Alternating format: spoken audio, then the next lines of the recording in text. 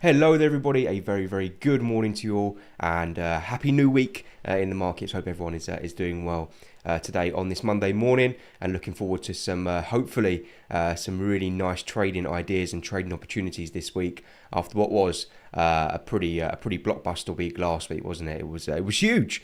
Lots of things that were going on, lots of narratives that have now started to paint a picture in these markets, and hopefully we can start to benefit from those narratives as well. So we'll have a quick look today. As always, this is basically our week ahead stream.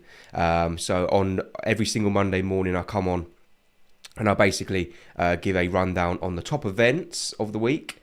So I use our economic calendar just to give us an idea of where we should expect volatility, and then also the top opportunities of the week as well. So really the trades that I'm looking at this week. So I sort of plan my trades on a Monday typically. So we'll have a quick talk through those as well, and I'll also answer any questions. Should anyone have any questions on what they any questions on what they think this week, let me know in the chat section on wherever you are, YouTube, Facebook, LinkedIn, X, or in the trading room, or wherever you may be watching the stream from. Feel free to drop those in the room. I'm sorry if I sound weird as well, because I've got one of those annoying colds, but I'm fine. We work through it. Hello to you anyway. Good morning. Good to see you all. Bruce and Anna over on our YouTube channel. Hello to you all. Thank you very much for the message, and hope you're doing well, and hope you all had a good weekend. So likewise to those in our trading room. We've got Martin174 in the room, and we've also got Clone in the room as well. So good to see you. Thank you very much for the message, and we've also got Jerry in the room as well. Good to see you as well, Jerry. I hope you had a good week, and I hope you had a good weekend. I hope you're ready for a good week, should I say? Right, okay. As I say, any questions anyone has on the markets this week, drop them in there, and I will get round to it. If not, we'll follow the same sort of process of what we normally do on our Monday streams, and that's basically the first thing that we always do as traders when we come to trade for the week, is that we go over to an economic calendar. So we've got one at HowToTrade.com. If you go onto the website, hover over resources, and it's on trading tools. And then what I do is, what I like about this calendar when I do the week ahead stuff, is that you can click the next 7 days, and then you can filter the impact really quickly to high impact, like that. And that basically tells us the high impact news that we should expect this week. Now, it does do the next 7 days, so it includes next Monday, obviously. So just ignore that bit. We're not fussed about that. We're fussed up till the 27th, which is on the Friday. So this is what we've got coming up this week. It's currently September the 23rd, and hello to you, Adolphus. Good to see you. Good morning, Colin. I hope you're good. Please, could you analyse pound versus Japanese yen? Yes, of course. I will do that. No problem at all. I'll make sure I analyse that after we go through the top events. When we move on to the charts and do the top opportunities, I will look at pound yen for you this week. 23rd of September at the moment, as you can see, there isn't any high impact news events that we need to be, keeping an eye on until September the 25th, which is actually on Wednesday. And on Wednesday we have, not much really, consumer price index data, which isn't really anything I'd say to be worried about too much. That's out of Australia. So, yeah. If you're trading Australian dollar, then maybe some volatility there. But in terms of US markets, which tend to be the ones that drive the real volatility, there isn't too much. It isn't until Thursday and Friday, really, where we start to see, high impact events. So if you're someone who prefers to trade when there isn't like huge central bank decisions and all that sort of stuff, and you don't like it, then this seems like a good week to trade. We're going to see, I think, a week where price action will dominate. So technical analysis will be great this week over fundamental analysis, to be fair. So on Thursday morning, we've got the Swiss National Bank, who will deliver its next interest rate decision. The Swiss National Bank is expected to cut rates by 0.25% from 1.25 down to 1%. So if you are exposed in any Swiss franc trades, then this is something that you need to be bookmarked, because this is going to have an impact on the Swiss franc currency, definitely, on all the pairs related to that. Thursday afternoon is when we start to see the US data. So I'm not saying it's going to be quiet in the lead up to then in the US markets, because we've obviously got the fallout from last week. But I'm just saying, in terms of like anything new that's coming out in terms of news events, we have to wait until Thursday afternoon when we get the gross domestic product figures. That's basically the economic growth figures in the US. It's expected to remain at 3% growth. Gross domestic products expected to remain at 3%. And obviously, we'll cover that when it comes to it. But my initial thoughts are, everything we've got to think about now is the strength of the economy in terms of GDP, labour, the housing sector. Those sorts of data are really, really important now, more important than inflation, because what we're trying to determine is whether the Fed can navigate a soft landing, which is basically where they can cut rates and there isn't too much of a detrimental effect to the economy. Well, the gross domestic product figures will give us an idea of where we are right at this moment in time. So obviously, if we get gross domestic product figures which are 3% or higher, that will probably help boost the US dollar. It'll also help boost the stock market. But if we start to see a drag on GDP figures, then that sort of soft landing, it's not going to be it's not going to be diminished, but it will be. People will start to question, are we going to get a soft landing? We may then see a sell-off in the stock market. It seems like we hear from Powell as well. I'm not sure where he's due to speak, but we do hear from Powell. I don't know why that's on there twice, just before the US Open on Thursday. So we'll dive into his comments as well. And we also hear from Lagarde as well, which is the ECB president. And then as we head into Friday, we've got 4 high-impact datas, two. There's basically Japan's inflation and US inflation. So Japan inflation in terms of consumer price index, which is the primary measure of inflation.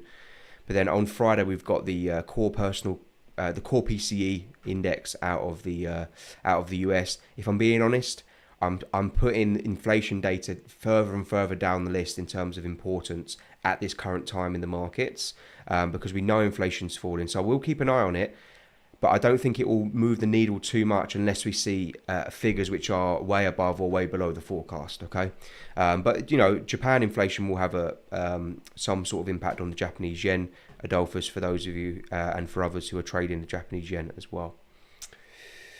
Okay. So, and yes, I will have a look at euro dollar, Martin, no problem at all. I was going to look at that anyway. And also, Jerry says up the Chelsea. He knows I support Chelsea and they had a big win on the weekend, which is good. Not really used to that, so that's good stuff. Yes, and we can have a look at USD Swiss franc as well, Dan. As you correctly say, they are probably going to be cutting rates. How much of that's already priced in, we shall see. Okay, right. Good stuff. So 3 requests to go through. I will have a look at euro dollar, pound yen, and USD Swiss franc, and then the other markets that I'm looking at as well myself. And one of them actually is on USD versus Swiss franc, to be fair.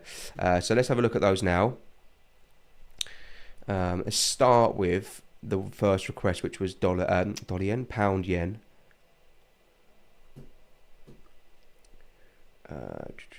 Here we go. Right. So I'm going to start fresh on this market because it's an interesting one, isn't it? Now then, as you can probably tell, Adolphus, we've had quite a significant area of resistance that we are currently in play on the pound versus the Japanese yen, and that sits around 191.5, which is basically this area of supply or order block or whatever you want to call it. It's that area here. Why is that? Well, you can see that the market is still bearish. It's on a daily time frame because you see we've had that big leg to the downside. We have rallied or retraced somewhat. Where did we retrace to?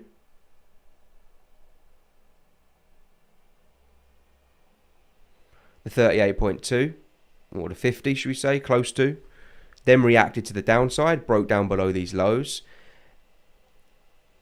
You can see, though, and you'd be right to say this if you spotted it, we've just printed our first higher low on the pound versus the Japanese yen. So where we are right now is what I like to call no man's land, because we are in a resistance area.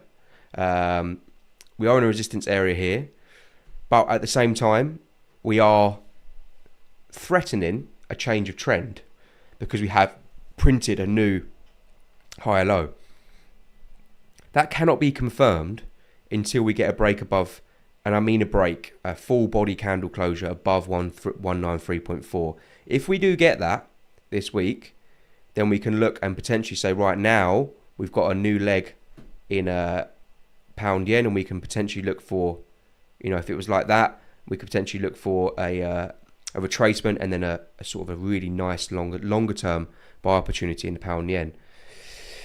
If you're also a trader of the trend rider strategy, you would also notice that if you want to follow the lower time frame momentum, which is bullish at the moment, you can see that we've had a really nice retest of that. Look at that. Look at a beautiful test of that EMA 12, which is a part of the trend rider strategy. We've had a leg higher. We've now come and tested it again. And you can see, look where we closed on that 4-hour time frame, right on it. So there is potential here for the pound yen to have another leg higher up towards 193. Again, where we've got the refined resistance from that daily area sits around 193, and we could get a move up to there. This is just an initial, move lower. It's just Monday morning, so it's nice and early. But you can see that Japanese yen is getting a bit of strength this morning. That doesn't mean that that's going to continue. Often, actually, what I find is the initial move that you get on a Monday morning isn't actually the move of the week. It sort of gets reversed on Wednesday and Thursday. Is sometimes what I've noticed. So on the if I'm being honest, Adolphus, it's a little bit of a no trade situation for me, because the daily time frame is telling me that there is a chance that the trend is reversing. The 4-hour time frame is telling me that we could get a leg. If I was going to play any trade on this, I'd probably play the trend rider long. 184 pip stop loss, 1.5 to 1, and I'd probably try and play something that looks like that.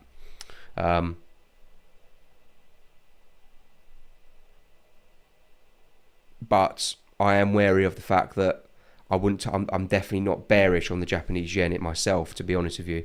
And these are two currencies I'm bullish on, which is why it's a little bit of a no trade. So what I would say is I think we could still see a shorter term, lower time frame rally in Japanese yen, but on the daily time frame, until we get a break above 193.5, I still remain in the bearish, leaning bearish towards that.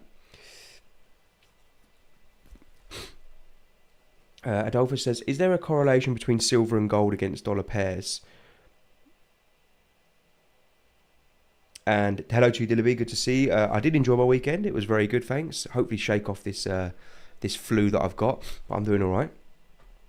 Is there a the correlation is with the US dollar, Adolphus. So when the US dollar gains strength, we see a drag down on silver and gold prices, because silver and gold are denominated in dollar. So you've got XAU/USD or XAG/USD. So when the dollar rises, the gold and silver prices tend to fall. However, there is a lot more to it than that, of course. That's just part of the cog, really. Okay, right. Euro dollar was the next one I wanted to have a look at. Now then, bit interested on euro dollar. Why is that? Well, if I look at the week, is it a week? No, daily time frame. Oh yeah, sorry, the weekly time frame. You can see again, we're currently in some resistance here. It's a really strong high at 1.12673.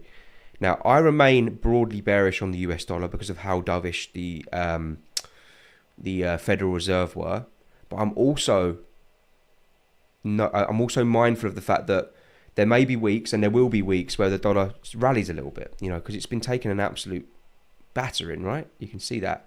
And are we just starting to see a base out in the US dollar? The dovishness has been priced in. Is this a pause to go lower, or is this the dollar index potentially shaping up for a little bit of a move higher? And look at that reaction, by the way, from that 100 level. I said about that 100 level, we got to 100.2, so close enough. So euro dollar for me is in an interesting spot, because if I now move down the time frames, what we can notice here, and it's a bit like the pound versus the Japanese yen, you can see it's been pretty easy to trade, right? Because what's been happening is we've had a breakout higher, we've had a higher low, we've had a breakout higher, we've had a higher low, we've had a breakout higher, we've had a higher low, and then last week was the first sign in quite some time that you see a failure to create a new higher high. And in fact, we've created a new lower high. So although there's no confirmation of that, again, until we get a breakdown below this next structure low, which is down at 1.1, until we get a breakdown below there, this may be a market which is again entering some sort of consolidation phase. And yes, it might then break higher, but it could also break lower. Therefore, it makes it again a situation for me where I'm not really too interested in trading it. Now, you could argue that there's the 50% down here. I mean, it's just a bit of a mess, to be honest. The 50% of the FVG at 1.105 could be a nice area of support, but I don't really like it because you can see it's a market which is in a consolidation period. If you have any strategies which utilize periods of consolidation, then the markets could be entering that right now. I don't mean to scare anyone off, but yeah, we're gonna have to let this market play out. I think it was Martin who asked me about euro dollar, because at the moment I've got some conflicting views, which makes it a no trade situation.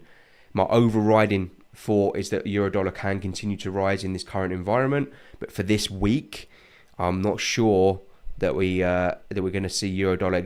We might do, and if we do, then great, because it makes it an easier trade for us. So I remain bullish on euro dollar, but I've got a little bit of an alarm set to myself because of the fact that we failed to create a new higher high last week, and in fact we actually looks like we've created a new lower high. And what we may see on euro dollar for a little bit is we may have to play the ranges.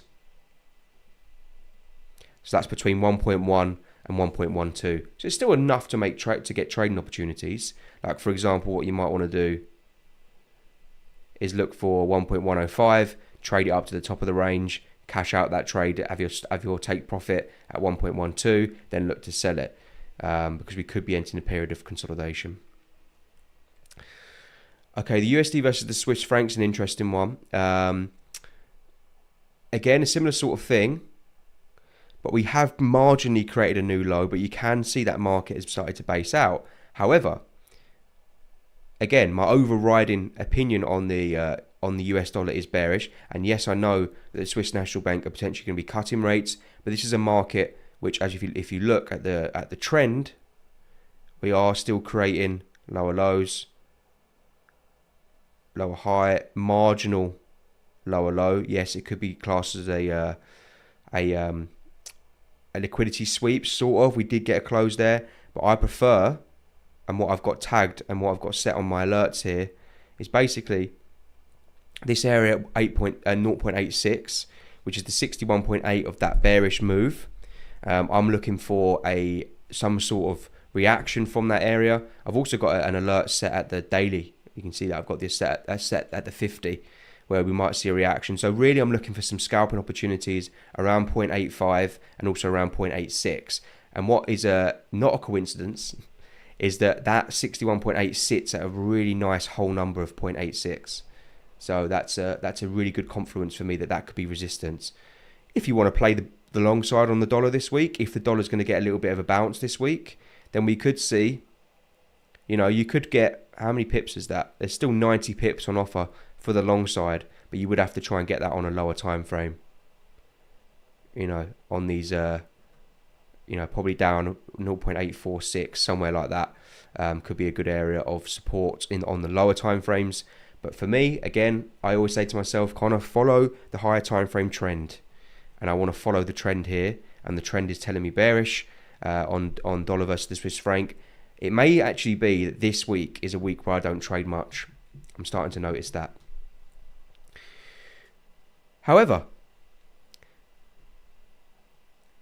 remember last week? I think it was it? I posted in the room last week. resistance in view for dollar yen. Remember that area of resistance that I've right there. Can you see that? Look at the market. Really nice reaction that is. Therefore, my sort of trade idea of the week, because you can see what a mess, no offense, but what a mess euro dollar looks like, and also USD Swiss really looks a little bit of a mess, but this looks quite nice. Why does this look good? Well, look for a lower time frame order block. I was telling myself that. Well, you can see that now we've let the market play out. We've had 3 tests of this 61.8 and we failed both times. We've now actually got a situation where we've had our first sort of break of this low, which is really interesting as well. We also invalidated this support area. So for me, what I'd like to see now is a move up to that 144.131, and I'm going to look to play this to the downside. So I'm going to look for something that looks like this. So 37 pip stop loss as per the order block. What's nice about this as well is that we have had a liquidity sweep on these highs. Boom. Sell side liquidity. And I think that dollar yen's got more downside in it in the medium to longer term. And you can see if we play the down back towards that 140 area, there's a 12-to-1 potential risk reward trade there, which could be good. So that's the sort of trade that I'm lining up this week. To be fair, that was what I was looking at this morning. We'll see how that goes. It's early days on a Monday, so I'm not gonna get to jump into the sell right now. Hopefully I don't miss it. But there we go. What else have we had? Clone, the best way to determine daily bias for a day trader is market structure. Okay. If you haven't checked this video out yet, in our Trading Academy, course 6, Trading Smart Money Concepts, market structure. That is the backbone of my analysis. That is how I determine what I'm actually looking for. Market structure lows and market structure highs. You can see me going through it there. Watch that video. It's only 12 minutes long. And you'll be able to then get a situation where, you'll always be able to be on the right with the trend. It doesn't mean you're always going to win a trade, because trends don't just shoot up to the moon or down to the floor without any pullback as such. But you will notice that by being on the right side of the trend, by understanding market structure, you're giving yourself the best chance of success. Okay. Okay. Just quickly as well, if I'm being honest with you, I don't see a situation at the moment where we have too much stock market weakness. So therefore, if you're struggling a little bit this week, I think it could be another positive week for the likes of the NASDAQ and the likes of the S&P 500. Nice 2-week close. Look at that close last week. That's a really bullish close. It wouldn't surprise me if at some point we get a move above 20,000 on the NASDAQ. Also, look at that close on the weekly as well. On the S&P 500, closed above all-time highs. Again, wouldn't surprise me if we exceed that this week. So it might just be a case of trying to catch on to some lower time frame momentum here on the stock market. I'm looking at the DAX, the German index, stock index, because if I get sorry, it's an absolute. Why is it not letting me do that? There we go. Here was I'm trying to get into the momentum, as you can see, and here was our leg higher. We had a nice rejection on Friday. That doesn't scare me. Look where we closed, right on the 38.2. When I drop that down onto the lower time frames, we've got support around that 38.2. Look at that rejection. I'm looking for a quick sort of 1.6 to 1. It's not the best risk reward. I might have to try and I'll have to reassess that. But I think that we could be seeing a move back up towards 19,000 on the German stock index as well. So unless GDP comes in, a lot weaker this week, there's no news coming up till Thursday. And I think we're going to be in a situation where no news is good news, because the last bit of news we had is that the Fed are going to, have a soft landing and all this sort of stuff last week. So I think that we've got a nice situation where we could see some risk asset, moves higher as well at the beginning of this week. Okay, that is your weekly breakdown. I will post some analysis in the room for you. You've had an insight into some of the markets that I'm looking at. I will post any of the clean ideas that I've got. I really like the look of dollar yen, but I did post that on Friday, so I'll post something different this time.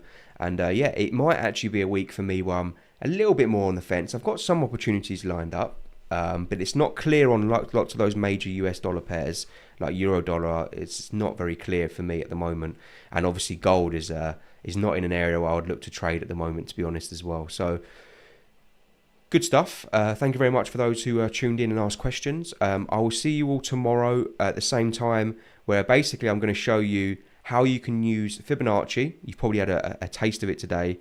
Fibonacci with smart money concepts. So make sure you tune into that one. Okay, take care. Thank you very much, and I'll see you soon. Cheers.